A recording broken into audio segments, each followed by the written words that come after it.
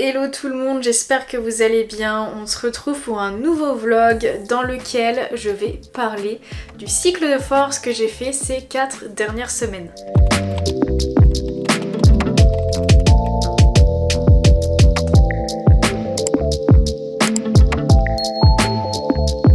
Ces 4 dernières semaines, je m'entraînais en cycle de force et c'est quelque chose dont j'avais parlé dans mes vlogs YouTube mais également sur Instagram, et c'est quelque chose qui vous a pas mal intrigué, vous m'avez posé pas mal de questions.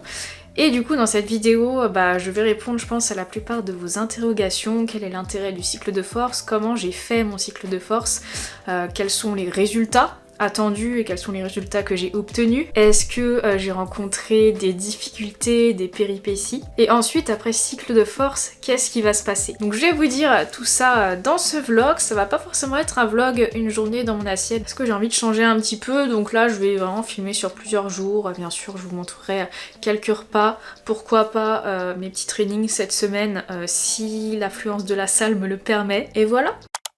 Alors là, je vais vous expliquer ce qu'est un cycle de force. L'objectif d'un cycle de force, c'est, comme son nom l'indique, de gagner en force. Lorsqu'on s'entraîne avec un objectif d'hypertrophie, donc prise de muscle, pour progresser, il faut appliquer une surcharge progressive. Et l'objectif du cycle de force, ça va être de relancer justement cette surcharge progressive lorsqu'on a tendance justement à stagner. Pourquoi j'ai décidé de faire un cycle de force? Parce que j'ai quand même un certain niveau en musculation. Au début, lorsqu'on commence, la progression est plutôt rapide. Sur plusieurs mois, on arrive à progresser sans arrêt.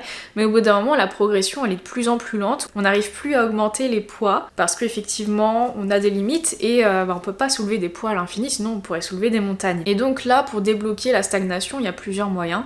Le moyen que j'ai choisi, moi, c'est le cycle de force. C'est la deuxième fois que j'en fais un. Le premier m'a apporté de super résultats en termes de performance et en termes de transformation physique. Et j'espère la même chose pour ce cycle de force là. Comment est-ce que j'ai mis en place mon cycle de force? Donc je me suis donné un objectif de 4 semaines et j'ai réorganisé mes entraînements parce que les entraînements en force sont différents des entraînements avec objectif l'hypertrophie. Habituellement, je m'entraîne 4 fois par semaine en half body, 2 fois haut du corps, 2 fois bas du corps. Et pour mon cycle de force, j'ai décidé de faire 3 full body. Donc je réduis ma fréquence d'entraînement. Et au niveau des exercices, c'est différent aussi. Je sélectionne des gros exercices comme le squat, le développé couché, les tractions, le soulevé terre, ou le hip thrust, vraiment des gros exercices qui me permettent d'avoir des résultats et qui nécessitent pas mal de force. Et j'ai choisi de m'entraîner en 5x5. La méthode 5x5, en gros, c'est on fait 5 séries, 5 répétitions, 5 minutes de repos entre chaque série pour chaque exercice. Vu qu'on a 5 séries à faire avec 5 minutes de repos à chaque fois, les entraînements sont un peu plus longs et on va réduire le nombre d'exercices également. En tout, je faisais 3 exercices par séance et mes séances duraient à peu près 1h30. Et vu qu'on fait que 5 répétitions maximum, ça nous permet de mettre des charges plus lourdes. Et le fait de mettre plus lourd, ça permet d'améliorer la force. Voilà. C'est ça l'objectif du cycle de force. Et donc voilà ce que j'ai mis en place pour mon cycle de force. Petite parenthèse, en ce moment je suis en train de travailler pour un truc très lourd qui arrivera au mois de janvier dans le programme Grow and Get Fit. Ça va franchement apporter un énorme plus dans la partie nutrition. Je pense également à d'autres petites choses, notamment tout ce qui est aspect cardio, etc. à ajouter dans le programme. Et franchement j'ai trop hâte de terminer tout ça et de vous le mettre à disposition parce que ça va envoyer du lourd. Et avec ça le programme il sera plus que complet. Déjà qu'il est hyper complet aujourd'hui. Là on va vraiment être sur un truc de ouf. En tout cas je sais d'avance que ça va beaucoup vous plaire et que ça va énormément vous aider dans l'atteinte de vos objectifs. Les filles qui ont déjà le programme, ne vous inquiétez pas, toutes les futures mises à jour, tous les futurs ajouts de contenu dans le programme, vous y avez accès gratuitement, ça sera automatique, quand ça sortira vous serez au courant et vous y aurez accès automatiquement. Donc là cet après-midi je vais travailler sur les futures nouveautés du programme et après ça je vais aller m'entraîner, je vais essayer de vous filmer l'entraînement s'il n'y a pas trop de monde et ensuite je vous en dirai un petit peu plus sur mes entraînements après mon cycle de force.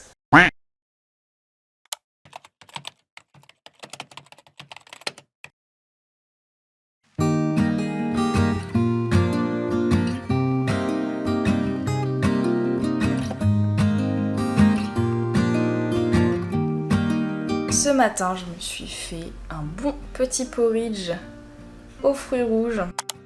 Je voulais vous parler de l'impact qu'a eu le cycle de force sur mes résultats physiques, sur mon apparence. Alors ça n'a eu aucun résultat. Après, quand on fait de la force, le but n'est absolument pas la recherche de transformation physique. Quand on fait de la force, on prend moins de volume musculaire que quand on fait les entraînements classiques d'hypertrophie. Le but de l'hypertrophie, justement, la définition d'hypertrophie, c'est prise de volume. Là, en force, c'est pas le cas. Donc, c'est normal que ma shape n'ait pas vraiment bougé. Je me suis pesée ce matin, mon poids ne bouge pas non plus. Je fais 60 kg. Mais c'est vrai que ça fait des mois que mon poids est stable à cette valeur-là. Donc même en réduisant ma fréquence d'entraînement et en faisant moins d'exercices pendant mes séances, eh bien, je n'ai pas pris de poids. Je me suis pas retrouvée en surplus calorique et je n'ai pas pris de poids.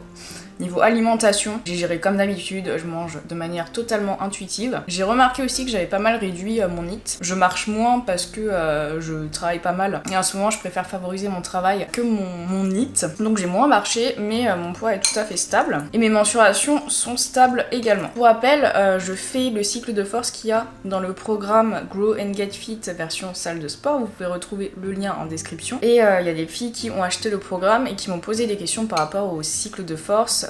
Ils m'ont fait part de leur inquiétude justement de quel impact ça va avoir sur leur physique. Est-ce qu'elles vont reprendre du gras vu qu'on s'entraîne moins? Est-ce que le cycle de force, ça fait sécher? Je répète encore une fois, l'objectif d'un cycle de force, ce n'est pas rechercher la transformation physique. L'objectif n'est absolument pas de maigrir, parce qu'en force, on a besoin d'énergie justement pour progresser et que le cycle de force ait une utilité. Et l'objectif n'est pas de se développer non plus, l'objectif est purement performance. Donc là pour l'instant mon corps n'a absolument pas bougé, ce qui est totalement normal. Par contre les gains de force que j'ai obtenus avec ce cycle de force vont impacter ma transformation physique les prochaines semaines parce que je vais reprendre des entraînements normaux. Et vu que je serai plus forte, je pourrai mettre plus lourd sur les exercices. Donc là niveau surcharge progressive, ça va pas mal monter et comment on a des résultats en musculation en appliquant une surcharge progressive. Donc les prochaines semaines, c'est là que je vais commencer à voir les résultats sur mon physique. Donc en termes de prise de muscle,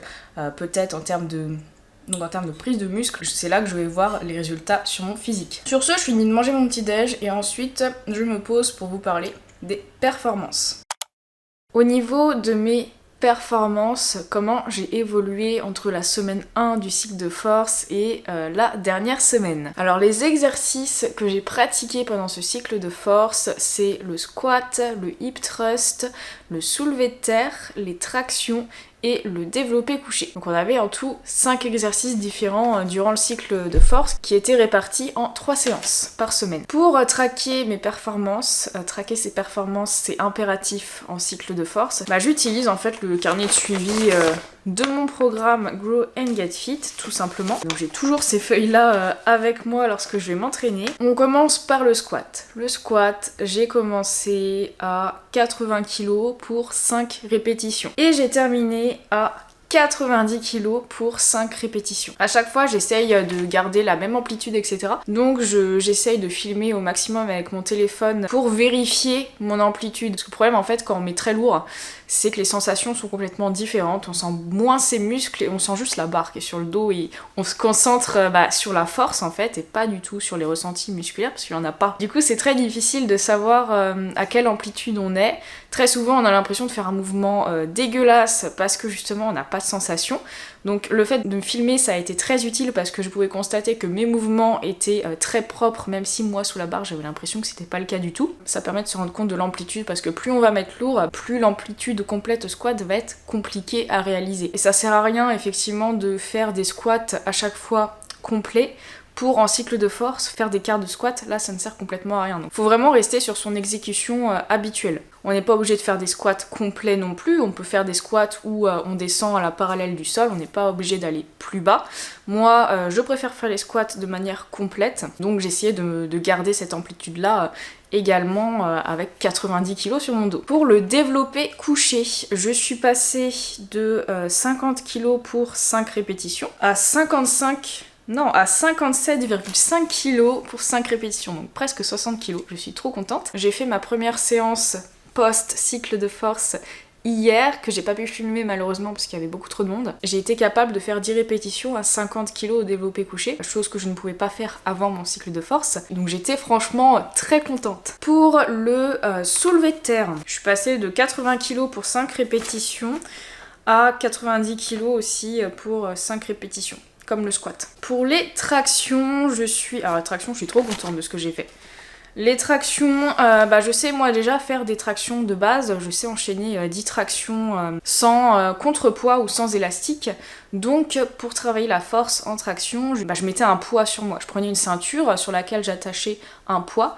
Et comme ça, j'étais plus lourde et j'avais plus lourd à soulever pendant mes tractions. Donc j'ai commencé à faire 5 répétitions avec un poids additionnel de 5 kg. Et j'ai terminé à 5 répétitions avec un poids additionnel de 10 kg. Et la semaine dernière, il me semble que j'avais essayé de faire des tractions sans poids additionnel, juste au poids du corps pour voir. Et du coup, la sensation était super facile, quoi. J'avais l'impression de faire un poids plus, mais de me soulever super facilement. Et on termine avec le hip thrust. Alors le hip thrust, il me semble que j'ai pas vraiment progressé. Le hip thrust, j'ai commencé à 170 kg pour 6 répétitions, 180 kg pour 5 répétitions. Et je n'ai pas progressé, je suis restée à 180 kg. J'ai eu une petite péripétie par rapport au hip thrust. Et du coup, je vais vous parler de ça juste après.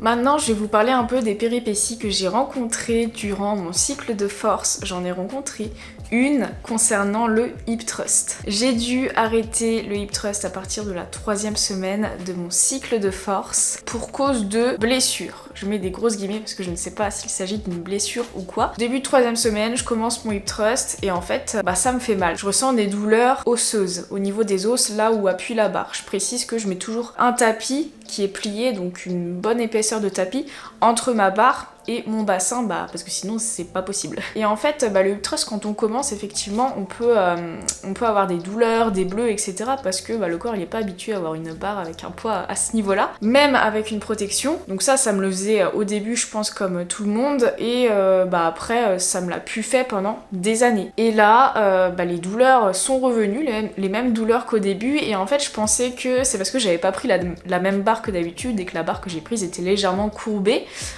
Du coup ça appuyait plus à des endroits que d'habitude et du coup ça me faisait mal. Donc la fois d'après j'ai changé de barre et ça me faisait exactement pareil. Du coup j'ai dû abandonner le hip thrust parce que c'était pas possible, ça faisait vraiment trop mal, comme si j'avais un gros bleu alors que j'ai rien du tout. Je pense que vu que je travaillais en force, je mettais beaucoup plus lourd, la pression de la barre sur moi est beaucoup plus importante que d'habitude et ça je pense que mon corps a pas su le supporter, dans le sens où j'ai peut-être pété des vaisseaux sanguins au niveau des os, j'en sais rien. Ou j'ai peut-être simplement fragilisé mes os, ce qui me fait mal quand je mettais une barre dessus. Après moi, quand j'appuie avec mes mains, ça me fait rien, c'est vraiment juste quand il y a la barre. J'ai essayé de décharger pour voir, ça me fait exactement pareil. Donc j'ai arrêté. Dans ces cas-là, quand on a une douleur qui est anormale, il faut arrêter tout de suite plutôt que de s'acharner et de risquer d'empirer le truc.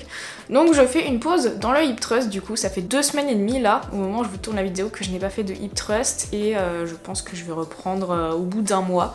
Donc dans 1 semaine et demie, je vais essayer de voir si ça me fait toujours mal ou pas, avec charge légère bien entendu. Mais voilà, les petites blessures comme ça en muscu, ça arrive. Ça m'était déjà arrivé aussi de me blesser le poignet au développé couché parce que la barre appuyait trop ici et j'ai dû me faire une tendinite, un truc du style, ce qui fait qu'à chaque fois en fait que je prenais ma barre de développé couché, ça me faisait mal. Et du coup en arrêtant le développé couché pendant plusieurs semaines, le problème s'est résolu. Là je vais faire pareil avec le hip thrust. Bon, ça m'a un petit peu embêté, mais du coup ce que j'ai fait, c'est que j'ai remplacé le hip thrust par du soulevé de terre. Donc en gros je faisais du soulevé de terre 3 fois dans ma semaine plutôt qu'une fois du soulevé de terre et 2 fois du hip thrust. Donc voilà le petit imprévu du cycle de force, mais j'ai su m'adapter, donc c'est pas bien grave. Je tiens à préciser que si sur certains plans j'ai trop bonne mine et sur d'autres beaucoup moins bonne mine, c'est parce qu'en fait je tourne la vidéo sur plusieurs jours. Il y a des jours où je suis maquillée, d'autres jours où je suis pas maquillée. Aujourd'hui je suis pas maquillée donc j'ai moins bonne mine que peut-être sur d'autres plans. Bref, ce n'est pas le sujet. Là je vais vous parler de ce que je fais maintenant vu que mon cycle de force est terminé. Cette semaine, plutôt que de reprendre mon programme comme d'habitude, j'ai décidé de faire une semaine de deload. Le deload c'est quoi? Ça va être en fait une semaine de repos actif après un cycle d'entraînement plutôt intense. Ça va permettre de récupérer physiquement et nerveusement et de pouvoir bénéficier de tous les gains qu'on a obtenus avec le cycle précédent. On va pouvoir en bénéficier en fait après le deload. Parce que le problème d'enchaîner direct après un cycle intense de manière aussi intense, c'est de se fatiguer trop vite et du coup de ne pas du tout bénéficier des gains qu'on a eu avec le cycle précédent. Le deload c'est pas du tout quelque chose d'obligatoire, c'est franchement comme vous le sentez. Si vous vous sentez fatigué après un cycle d'entraînement, le deload là ça peut être une bonne idée justement. Comment je procède pour mon deload? J'ai tout simplement choisi de réduire mon volume d'entraînement. Le volume d'entraînement, grosso modo, c'est le nombre de séries totales qu'on va faire dans la semaine. Donc plutôt que de me remettre à 4 entraînements par semaine, je garde 3 entraînements par semaine. Et des entraînements plutôt courts. Je vais faire 4 exercices et 3 voire 4 séries effectives maximum par exercice. Et je reprends des séries d'hypertrophie classiques, c'est-à-dire 8-10 répétitions environ. Donc cette semaine en deload, je fais 3 full body, 4 exos, 3 séries par exo. On est un petit peu en dessous de mon volume d'entraînement habituel. Et la semaine prochaine, là, je vais reprendre les dernières séances de mon programme Grow and Get Fit. Et là, le volume d'entraînement sera un petit peu plus élevé. Je pense que j'ai fait un bon bilan sur mon cycle de force. Je vous ai donné les résultats que ça a eu sur mon physique, c'est-à-dire pas de résultats. Ce qui est normal. Je vous ai donné aussi un aperçu de mes performances. Dans un prochain vlog, dans quelques semaines, quand je constaterai les résultats physiques, je vous ferai un bilan, on va dire, un petit peu plus éloigné de ce cycle de force, des bénéfices du cycle de force, parce que ce serait un peu plus tard que je les verrai. Mais en tout cas, j'espère que vous avez compris quel était l'intérêt de mon cycle de force. Je voulais vous annoncer également que je vais arrêter de faire 2 vidéos par semaine. Maintenant, je vais en faire une seule par semaine. Pour dynamiser peut-être un petit peu plus la chaîne, je vais essayer de faire des vidéos un peu différentes, toujours sur le thème de la muscu et la nutrition, mais j'ai besoin en fait de ralentir un peu le rythme pour relancer ma créativité, pour passer plus de temps à préparer mes vidéos, à les filmer et à les monter. Et pour ça j'ai décidé de garder le créneau du dimanche, c'est-à-dire qu'il n'y aura plus de vidéos le mercredi, mais ça sera tous les dimanches à 10h. Ne vous inquiétez pas, je sais que la plupart d'entre vous adorez les vlogs, donc je vais continuer de faire des vlogs très souvent, ça c'est sûr. Mais voilà, j'espère que vous m'en voulez pas de réduire ma fréquence de vidéos, mais j'en ai vraiment besoin pour relancer ma créativité et améliorer la qualité de mes vidéos et la pertinence de ma chaîne. J'espère que cette vidéo vous aura plu et aura répondu à vos questions sur le cycle de force. Si vous avez d'autres questions, posez-les en commentaire. N'oubliez pas de liker la vidéo et de vous abonner. Et on se retrouve du coup dimanche prochain pour une nouvelle vidéo.